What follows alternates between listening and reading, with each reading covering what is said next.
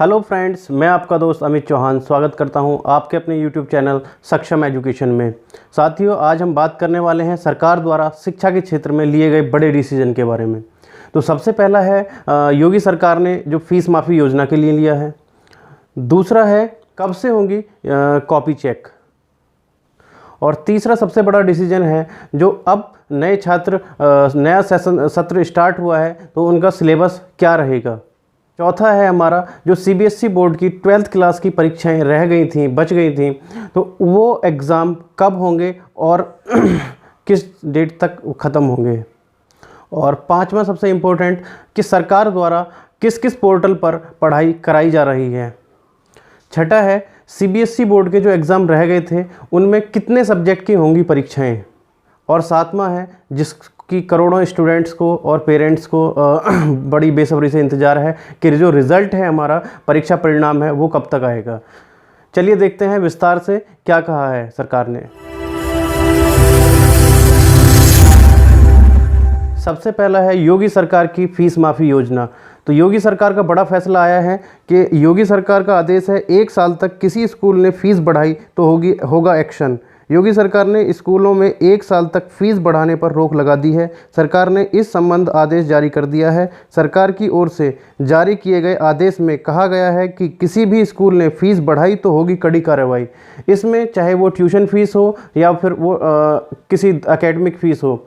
इसके साथ साथ योगी सरकार ने ये भी कहा है कि जब तक स्कूल स्टार्ट नहीं हो जाते हैं, स्कूल ओपन नहीं होते हैं, तब तक ट्रांसपोर्ट की फ़ीस भी छात्रों से नहीं ली जाए। अगर इस तरह की कोई भी सूचना मिलती है तो उस विद्यालय के खिलाफ कड़ी से कड़ी कार्रवाई की जाएगी सरकार की तरफ से। यदि किसी विद्यालय ने फ़ीस ले ली है तो उस फीस को आगे की फ़ीस में एडजस्ट करना होगा, क्योंकि सरकार जानती है कोरोना की महामारी से जनता परेशान है। लॉकडाउन के कारण उद्योग, व्यापार, काम धंधे सब बंद हैं। आमदनी बंद होने से कई परिवार परेशान हैं। ऐसे में उत्तर प्रदेश की योगी सरकार ने बड़ा फैसला किया है। योगी सरकार ने स्कूलों में 1 साल तक की फ़ीस बढ़ाने पर रोक लगा दी है। सरकार ने इस संबंध में आदेश भी जारी कर दिया है। तो ये थी साथियों योगी सरकार की फ़ीस माफ़ी योजना।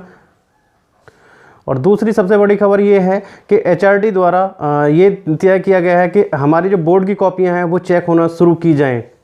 एचआरडी मिनिस्ट्री ने कहा है कि सभी राज्यों में बोर्ड परीक्षाओं की कॉपियां की जांच शुरू कर दी जाए। मंगलवार को एचआरडी मंत्री रमेश पोखरियाल के साथ राज्य के शिक्षा मंत्रियों और सचिवों के साथ वीडियो कॉन्फ्रेंस के जरिए हुई बैठक में ये निर्देश दिया गया।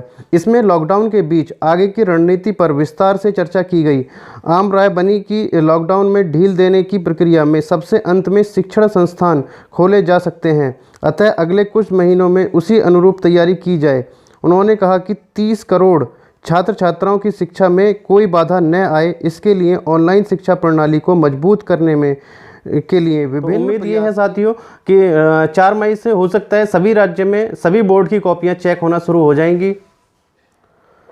अगली सबसे बड़ी खबर ये है कि जो हमारे छात्र इस किसी भी क्लास के 11th क्लास 9th क्लास, अगर हम बात करें फर्स्ट से लेकर 12th क्लास तक या यूजी पीजी तक, कि उनका सिलेबस क्या रहेगा, क्या सिलेबस घटेगा, तो उसके बारे में क्या कहा है सरकार ने। चलिए देखते हैं अगली खबर क्या है। लॉकडाउन के चलते स्कूल कॉलेजों की बंदी को देखते हुए केंद्र एकेडमिक कैलेंडर छोटा और कोर्स कम करना चाहता है।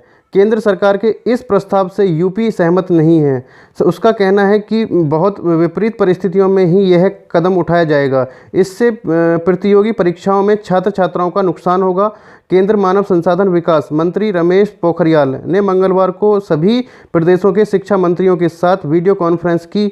यूपी की ओर से उप मुख्यमंत्री दिनेश शर्मा जी को बेसिक शिक्षा मंत्री स्वतंत्र प्रभार सतीश द्विवेदी जी ने भाग लिया। रमेश पोखरियाल ने एकेडमिक कैलेंडर कम करने और कोर्स को घटाकर 80% करने का प्रस्ताव रखा। उप मुख्यमंत्री दिनेश शर्मा ने कहा कि हम फिलहाल अपना सत्र नियमित रखने की स्थिति में हैं। अभी कोर्स कम करना उपयुक्त नहीं होगा। हालांकि स्थिति बहुत विपरीत होती है तभी इस पर विचार विमर्श किया जाएगा। तो साथियों, जो अभी सिलेबस है आपका वही सिलेबस रहेगा, कोई सिलेबस कम नहीं हो रहा है। जो भी मार्केट में या जो भी चर्चा चल रही है वो सब गलत हैं।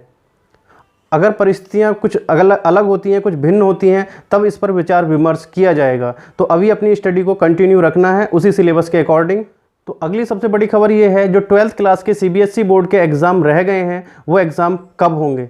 तो उसके बारे में सीबीएसई के एग्जामिनेशन कंट्रोलर संजय भारद्वाज का कहना है कि हमने केंद्र से कहा है कि 10 दिन का समय लेकर हम परीक्षाएं करा लेंगे। अगर सब कुछ सामान्य होता है तो उसके हम 10 दिन का समय चाहिए और 10 दिन में हम सभी परीक्षाओं को कंप्लीट करा लेंगे। तो साथियों, तो जो परीक्षाएं रह गई हैं तो सभी विद्यार्थी अपना तैयारी करते रहें। 10 दिन का टाइम मिलेगा। लॉकडाउन जैसे ही खुलता है उसके 10 दिन के अंदर अंदर में सभी परीक्षाएं करा ली जाएंगी। 10 दिन का समय दिया जाएगा, 10 दिन के बाद में वो परीक्षाएं करा ली जाएंगी।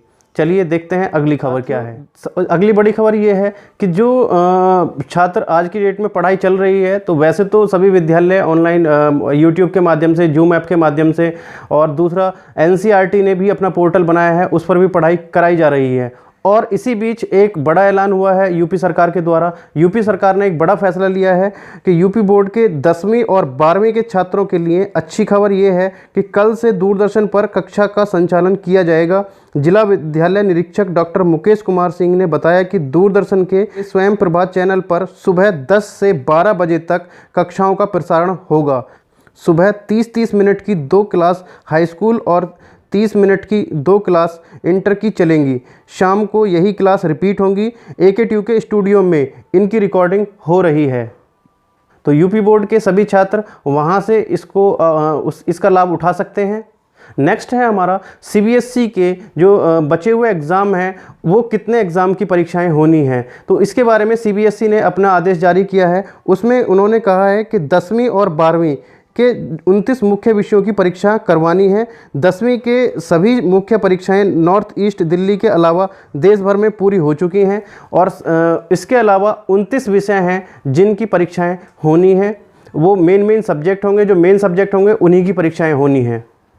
अगली खबर देखते हैं। तो अगली खबर है हमारा कि जो मेन है कि रिज़ल्ट कब तक आना है। तो एचआरडी की तरफ से जो दिशा निर्देश दिए जा रहे हैं, संकेत दिए जा रहे हैं, तो उससे जो रिज़ल्ट कॉपी चेक वगैरह उन्होंने सारी प्रक्रिया को पूरा करने का आश्वासन दिया है। तो उसको देखते हुए जो हमारा रिज़ल्ट है, पूरा उम्मीद है कि 10 जुलाई तक हमारा सभी बोर्ड का रिज़ल्ट आ जाएगा। तो उसके लिए आप निश्चिंत रहें। साथियों, ये थी कुछ लेटेस्ट अपडेट, और अभी जैसे ही कोई भी अपडेट आती है तो मैं उसको आप तक तुरंत पहुंचाऊंगा। उसके लिए आप अभी इस चैनल को सब्सक्राइब कर लीजिए और बेल आइकन को भी प्रेस कर लीजिए, जैसे कि मैं कोई भी अपडेट मैं आपको देता हूं तो वो आप तक पहुंच सके। चलिए, मुझे जो भी इन्फॉर्मेशन आपको अच्छी लगी वो मुझे बताइएगा कमेंट करके, कमेंट बॉक्स में। Thank you so much for watching this video. Thank you.